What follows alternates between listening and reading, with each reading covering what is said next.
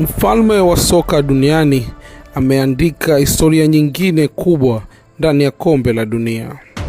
Cristiano Ronaldo ameendelea kuthibitisha kuwa yeye sio mchezaji wa kawaida bali ni legend wa kipekee ambaye ameendelea kufanya makubwa kwa zaidi ya miaka 20. Katika mchezo dhidi ya Uzbekistan, Ronaldo alifunga magoli mawili ndani ya kipindi cha kwanza na kuiongoza Ureno kupata ushindi mkubwa huku taifa zima likishangilia. Lakini kilichowavutia wengi sio ushindi pekee, ni rekodi aliyoiweka. Ronaldo sasa amekuwa mchezaji wa kwanza katika historia ya soka kufunga mabao kwenye matoleo 6 mfululizo ya kombe la dunia. Kuanzia mwaka 2006, 2010, 2014, 2018, 2022 hadi 2026.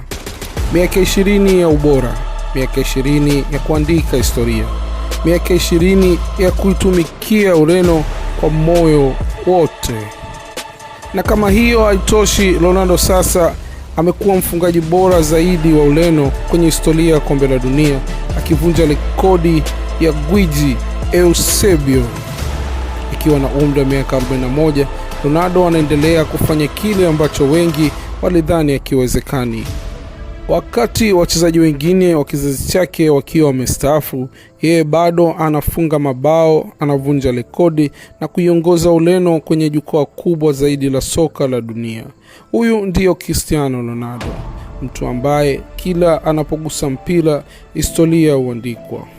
Ronaldo amefurahi, Ureno imefurahi na dunia imefurahi.